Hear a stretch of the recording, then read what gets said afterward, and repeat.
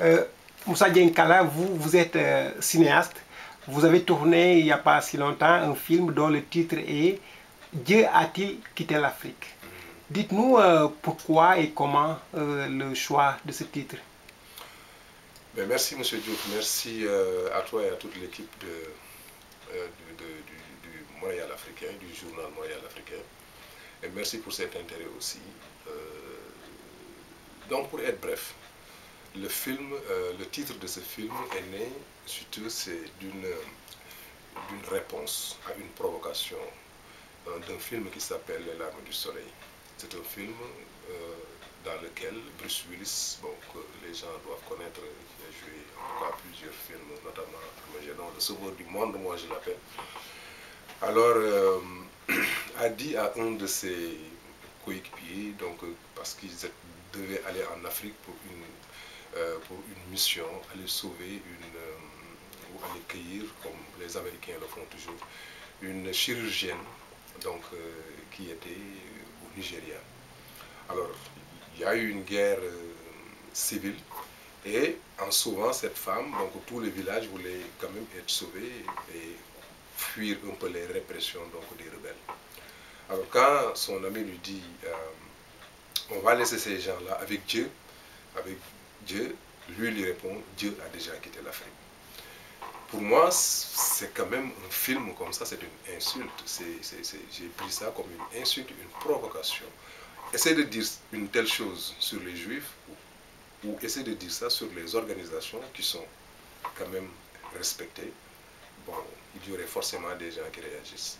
Alors, moi, je me suis dit, comment un Américain peut oser, en ces temps-là, avec tout ce qu'ils ont fait dans ces derniers moments, oser dire que Dieu a quitté l'Afrique. Qu'est-ce qui se passe en Afrique qui ne s'est pas passé en Amérique? Qu'est-ce que les Africains ont fait que les Américains n'ont pas fait, sinon pire? Si c'est des guerres, il y a eu des guerres. Si c'est des massacres, il y a eu des massacres. Jusqu'au moment où on se parle, il y a des massacres des Américains. Alors c'est qui, entre nous et eux, c'est qui a perdu justement son âme? Je pense qu'il y a quelqu'un qui perd son âme, c'est vraiment parce que perdre Dieu, c'est perdre son âme. Donc je voulais réagir par rapport à ça, que les gens me posent la question, que je puisse justement y répondre. Okay. Quel message avez-vous voulu lancer en fait, à travers ce film?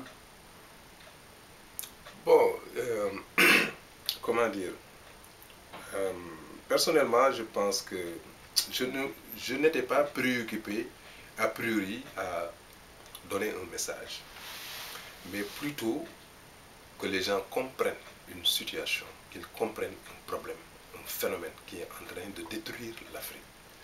Je pense que s'il y a un message, c'est peut-être d'attirer l'attention, si tu veux, des gens sur la jeunesse africaine. Parce qu'une jeunesse, pour moi, représente l'avenir d'un pays. Et actuellement, dans tous les pays africains, je ne vois pas un pays où ces jeunes-là sont considérés. Souvent, il y a des préjugés qui prédisent leur avenir, qui leur dictent ce qu'ils doivent faire, comment ils sont et tout, sans pour autant qu'il y ait un quelconque dialogue entre cette jeunesse-là et, si tu veux, le monde adulte. Alors, qu'est-ce qui se passe? C'est que oui, actuellement, je pense que les jeunes sont oubliés, comment dire, sont rejetés, tu comprends? Et leur réaction par rapport à cette situation, c'est quoi? C'est qu'ils sont frustrés, ils se sentent perdus. Qu'est-ce qu'ils font? Mais ils partent. Il faut qu'en ce moment-là, la seule solution qui reste devant eux, c'est pas. Moi, je pense que c'est complètement fou de penser que oui, ils vont en Afrique parce qu'ils sont oubliés par la lumière occidentale. S'il y a des gens qui sont oubliés par la lumière occidentale, personnellement, je pense plutôt que ce sont nos dirigeants qui sont éblouis par cette lumière occidentale. S'il y a des gens qui veulent vivre comme les Occidentaux, c'est bien eux, parce qu'ils sont en Afrique, mais c'est comme ils n'y sont pas. Comprends? Les 50% de la richesse africaine est actuellement dans les caisses européennes, dans les caisses occidentales. Ces gens-là sont uniquement dans ces pays africains parce qu'ils sont au pouvoir. Une fois qu'ils perdent le pouvoir, dans la même soirée, ils vont prendre leur avion et partir. Alors, il faut attirer l'attention des gens sur ce phénomène. Ces jeunes-là, il faut qu'on les aide à aimer l'Afrique. Et pour cela, il faut un dialogue. Il faut qu'on les considère, il faut qu'on considère leur situation et qu'on essaie justement de faire quelque chose pour eux, quelque chose de concret. Voilà, moi, en résumé, s'il y avait un message que je voulais lancer, 6 messages il y a dans ce film. Par contre, ce qui se passe dans ce film, c'est un cri d'alarme. Et les deux jeunes-là, Yagin et Fodé, qui s'étaient, comment dire, qui étaient rentrés dans le train d'atterrissage, là, c'était pour rompre un silence. Et que malgré ce silence, malgré ce scandale qui a fait le monde entier, les Africains, les dirigeants africains n'ont pas réagi à ça. La suite, c'est quoi? Entre 2005 et 2006, plus de 10 000 jeunes sont morts, noyés complètement dans les mers ou perdus dans les océans. Personne ne dit rien. Ici, en Amérique, si un jeune ou quelqu'un, un fou, il rentre dans une école qui tire sur 3 ou 4 jours, voyez-vous comment la population se mobilise, voyez-vous comment la population, l'État et tout le monde se mobilise pour cette injustice. C'est comme si la vie d'un Africain n'est pas la même que la vie d'un occidental, d'un jeune occidental. Oui. Voilà la solution. Voilà pour moi l'équation.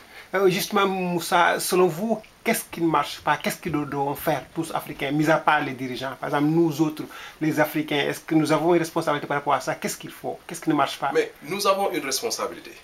La responsabilité que nous avons, personnellement, je pense que chacun doit faire quelque chose. Mais d'abord, il y a, par rapport à tout un chacun, une auto-éducation.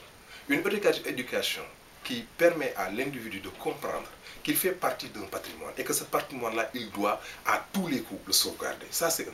Deuxièmement, d'être fier de ce qu'on est.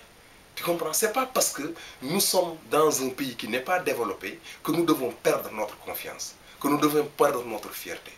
Il faut justement que ce langage de vérité, il faut vraiment que ce langage spirituel qui peut toucher les Africains, il faut qu'on ait des leaders qui peuvent parler à ces gens-là. Mais tout le monde attend. Il y a plein de gens qui travaillent dans l'ombre. Il y a plein de gens qui réagissent, mais le travail ne peut pas se faire. D'autant, pourquoi? Parce que les gens qui détiennent le pouvoir sont complices avec des gens qui pillent et qui détruisent l'Afrique. Ça veut dire, comme Wolof Ndiaye dit, il faut qu'il y ait du gaz, il faut qu'il y ait du soul. S'il y a des gens qui creusent et que d'autres qui mettent du sable, mais rien, on ne verra rien. Mais il y a des gens qui travaillent dans l'ombre. Il y a des choses qui se font. Il y a des projets. La plupart des Africains ont des projets. En Afrique, ils essaient de développer avec les ONG et tout. Mais rien ne peut se faire sans qu'il y ait des leaders, des gens qui aiment leur pays, des leaders qui aiment leur pays, des gens de Thomas Sankara, ou pour prendre l'exemple de quelqu'un qui vit de Mandela, quelqu'un qui peut se sacrifier pour sa nation, quelqu'un qui peut se sacrifier pour son peuple. Voilà ce dont a besoin l'Afrique actuellement. Merci Moussa.